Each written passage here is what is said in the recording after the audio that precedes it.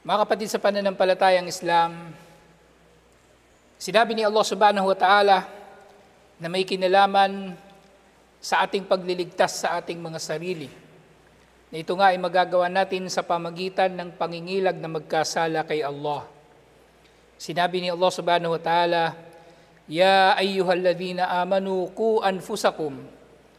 O mga nanampalataya, iligtas ninyo ang inyong mga sarili. At alalaman natin ang pangunahing kahulugan ng ku na sinasabi dito ni Allah na pagliligtas sa ating mga sarili. Ito ay ang pagliligtas natin sa ating mga sarili unang-una mula sa parusa ni Allah sa pamagitan ng pagtupad sa mga inobligan ni Allah at pag-iwas sa kanyang mga ipinagbabawal. At syempre, mangangahulugan din ito ng pagsusumikap natin insyaAllah na tayo ay magkakamit ng tagumpay sa pamagitan ng habag ni Allah na tayo ay makakapasok sa paraiso, insyaAllah. Subalit sa aya na ito ay aya na hindi lamang nagtuturo sa Muslim na iligtas niya ang kanyang sarili. Bagkus ay sinabi ni Allah, Qu anfusakum wa ahlikum nara.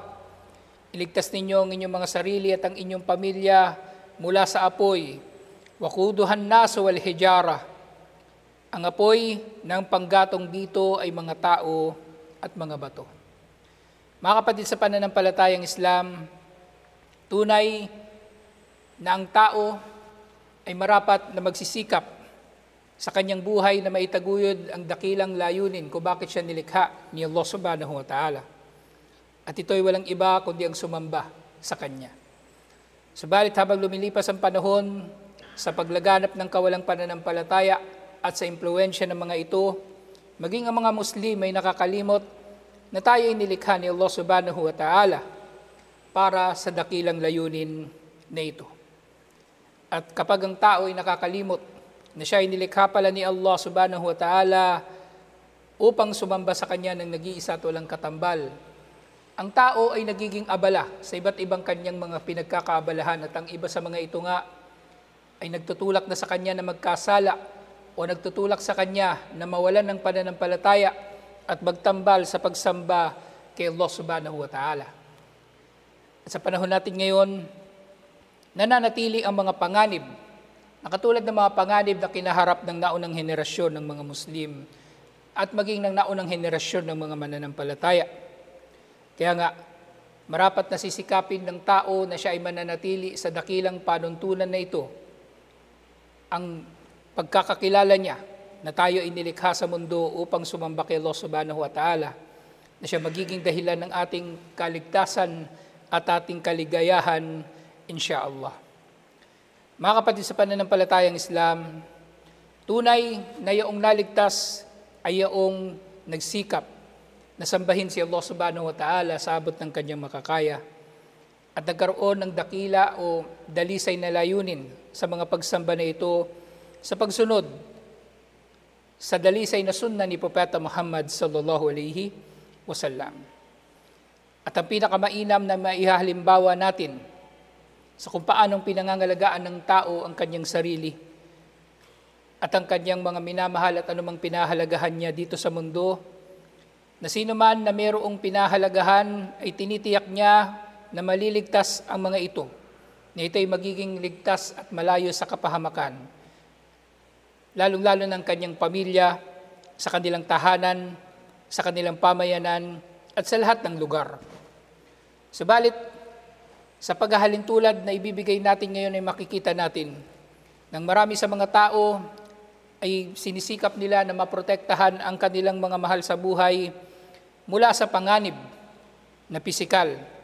Subalit sila ay nakakalimot na magprotekta sa kanilang mga pamilya, bagkus ay nagpapabaya pa sa kanilang mga pamilya na pumasok sa isang lagusan na naririto ang napakaraming kabutihan. Subalit naririto rin naman ang mas maraming kasamaan. Mga kapatid sa pananampalatayang Islam, tayo bilang mga magulang ay isinasara natin ang ating mga pinto at bintana kapag gabi at tinitiyak natin na iligtas ang ating mga pamilya sa lahat ng lugar at sa bawat pagkakataon na magagawa natin. Subalit ang marami sa atin ay ipinagkakanulo, pinapahamak ang kanilang pamilya sa pamagitan ng pagpapabaya na sila ay gagamit ng computer cellphone, internet, social media na nagtuturo sa ating mga pamilya ng kahalayan, bisyo at iba't iba pang mga kasalanan.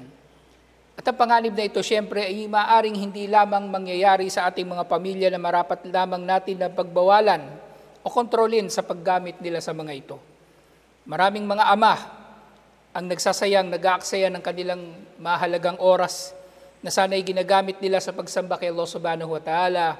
Subalit makikita niyo sila na sa maghapon ay nakayuko, na nakatutok ang kanilang mga mukha sa cellphone at iba't iba pang kanilang mga pinagkakabalahan na maaring nagdudulot na sila nga ay nagkakasala at magiging kamuhi-muhi kay Allah. Mga kapatid sa pananampalatayang Islam, kahit ang mga hindi mananampalataya ay kumikilala sa kasamaan ng internet, ng computer at cellphone, kaya't ang marami sa mga psychologists ay nagre-rekomenda pa nga na hindi bigyan ng cellphone ang bata sa murang edad. Bagkus ang mainam na edad na siya ay mabibigyan ng cellphone ay sa panahon na siya ay nasa edad na ng pagbibinata o pagdadalaga, nang sa gayon siya ay hindi mauhumaling sa paglalaro o panonood ng kung ano-ano na siya ngang napatunayan natin sa ilang taon nang umiiral ang mga gamit na ito sa ating mga anak. Sa panahon natin ngayon, maraming mga bata ang hindi lumalaki ng normal. Maraming mga bata na hindi na-develop ng normal ang kanilang mga pag-iisip. Maraming mga bata na hindi sila agad-agad natututong magsalita katulad ng kung paanong normal na nakakapagsalita ang mga bata noong unang panahon. At gayon din, umiikli ang attention span ng mga tao sa panahon natin ngayon. Hindi lamang sa mga bata, bagkus ay pati sa matatanda. Mga psikolohikal na pinsala sa utak at damdamin ng tao na sapat na upang mapag-isipan ng magulang na hindi nga niya marapat ay pagkakatiwala ang kanyang anak sa mga bagay na ito. Subalit yan nga, ang marami sa mga magulang sa pag-aakala na sa pamagitan ng pagpapaubaya ng cellphone o ng computer sa kanilang mga anak ay inaakala nila na dahil dito ay matatahimik ang kanilang mga anak at makakagawa na sila ng mga gawaing bahay at iba't iba pang bagay na gusto nilang gawin, tunay na sila ay nagkakamali. Dahil ang cellphone, computer o namang pinagkakaabalahan ng mga bata ay hindi katulad ng isang ina na nag-aaruga o ama na nagmamalasakit o kahit yaya o katulong na tao pa rin at mayroong damdamin. Ang mga ito ay nagdudulot pa ng mga bata na lumalaki sa paggamit ng cellphone at computer ay nagiging parang hayop sa kanilang asal at iba't iba pang negatibong mga epekto nito. At bukod sa epekto ng mga ito, sa psikolohikal na katauhan ng mga tao, nasa mga internet din at nasa mga computer at cellphone ang iba't ibang mga panganib na dulot ng mga kriminal at iba't ibang mga masasamang tao. Kabilang dito ang tinatawag na cyberbullying na kung saan ang masasamang tao ay sinasaktan nila ang damdamin ng ibang mga tao sa internet sa pamagitan ng iba't ibang mga paraan, katulad ng pamimintas o kaya ay iba't ibang mga masasamang mga pananalita laban sa kanila na maaring hindi pare-parehong tatanggapin ng mga tao. At maaring mangyayari pa na mayroong mga tao na maaring hindi sila marunong humarap sa mga pagsalakay sa kanilang katauhan sa ganitong anyo hanggang sa sila ay makakaranas ng depresyon o magkakaroon ng ideya na kitilin na lamang ang kanilang mga buhay nang sa gayon ay hindi sila makakaranas ng ganitong mga pang-aapi. Siyempre, naririto rin sa internet ang iba't ibang mga kriminal na ang kanilang layunin ay ang mang-abuso sa mga tao, lalong-lalo na sa mga kabataan sa paraan na sexual. Na maaring ang mga tao na ito ay mayroong iba't ibang mga anyo at iba't ibang mga kaparaanan at maaring normal sila sa kanilang ipinapakita sa kanilang pang-araw-araw na buhay. Subalit sa internet, sila ay nagiging parang mga demonyo na nagtatarget sa mga bata, lalong-lalo na upang ang mga ito ay malinlang nila na gumawa ng mga kahalayan para sa kanilang kaligayahan. Gayun din, nasa internet siyempre ang iba't ibang mga uri ng kalaswaan at iba't ibang uri ng mga kasalanan, musika, pornografiya at iba't iba pang mga masasamang mga gawain at mga maling mga ideolohiya na ikinakalat ng mga tao sa iba pang mga tao. Katulad ng ideolohiya ng feminism na kung saan iniugnay nila na ang tunay daw na antas ng babae sa lipunan ay marapat na mas mataas sa lalaki. Ng feminism, sa totoo lang, ay hindi naman ito naghahangad talaga ng pagiging pantay ng lalaki at babae. Dahil nalalaman nila na hindi talaga magiging pantay ang lalaki at babae.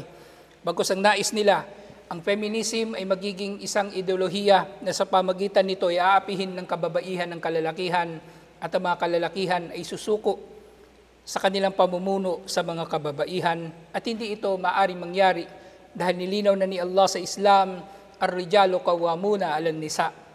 Ang kalalakihan ang silang mga tagapagtaguyod sa mga kababaihan. At syempre kabilang sa mga maling ideolohiya na kumakalat ngayon sa internet, ang ideolohiya tungkol sa iba't ibang mga huwad na kapatiran sa mga fraternity at gayon din sa mga baluktot na moral o moralidad. Na halimbawa niya sa panahon natin ngayon, tayo ay patuloy na sinasalakay ng pagkaakala ng maraming mga tao na ang hayop at ang tao ay mayroong pantay na karapatan. At maaari pang isinusulong nga nila na ang hayop ay maaring magkaroon pa ng mas mataas na karapatan kaysa sa tao. At iba't iba pang mga maling mga katuruan na ipinapakalat ng masasamang tao sa internet. Gayun din, kabilang sa mga krimen na kumakalat sa internet ay ang mga iba't ibang mga panloloko at iba't ibang mga hamon o mga challenge na lumalaganap lalong-lalo na sa TikTok na kung saan ang mga kabataan lalong-lalo na ay nasa panganib na sila sa pagnanais nila na makiuso ay gagawa ng iba't ibang mga hamon, sukdulan na sila ay magnakaw, sukdulan na sila ay mananakit, sukdulan na mapapatay nila ang kanilang mga sarili upang matupad lamang at ang iba't ibang mga hamon na makikita nila sa internet. At syempre panghuli na mababanggit natin ang labis-labis na pagkahumaling ng tao sa paglalaro sa internet na siya nagiging dahilan ng pagkawasak ng maraming mga pamilya ng mga magulang. Unang-una ay maaaring abala sa trabaho at pag-uwi ng bahay ay hindi na nagkakaroon ng panahon para sa kanilang mga anak dahil sila mismo ay nahuhumaling sa mga paglalaro na ito.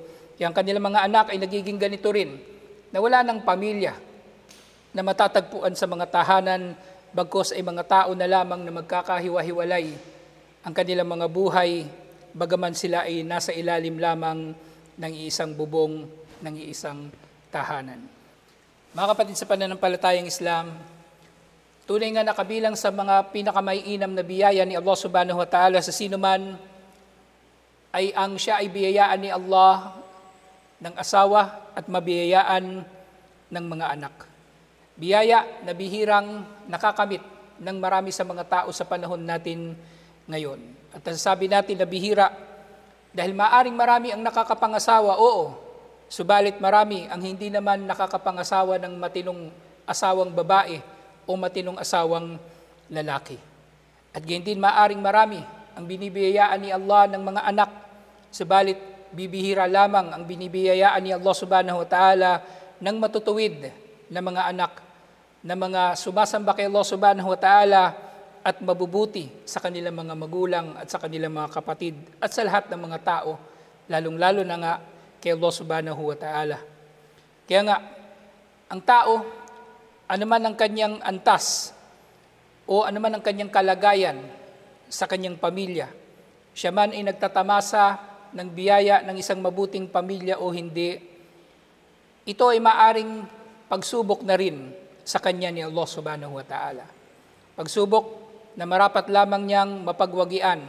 Pagsubok na marapat lamang niya na pagtiisan dahil ito ay isang bagay na marapat niyang mapanalunan o mapagwagian nang sa gayon ay matutupad niya ang iniaatang sa kanya ni Allah subhanahu wa ta'ala na pananagutan.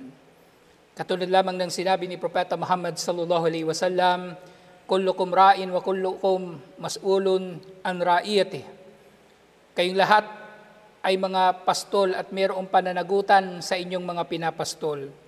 Al-imamu ra'un an jama'atihi. Ang imam o pinuno ng mga Muslim ay pastol o mayroong pananagutan sa kanyang jamaah o sa kanyang mga pinamumunuan. At syempre maaari rin warrajulu ra'un fi ahlihi. At ang lalaki naman, siya ang pastol at ang tagapamahala o mananagot sa kanyang pamilya.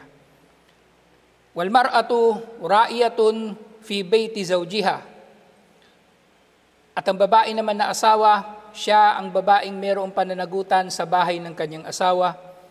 Wa mas'ulatun an ra'iyatiha. At siya ay tunay nga natatanungin at pananagutin sa kanyang mga pananagutan.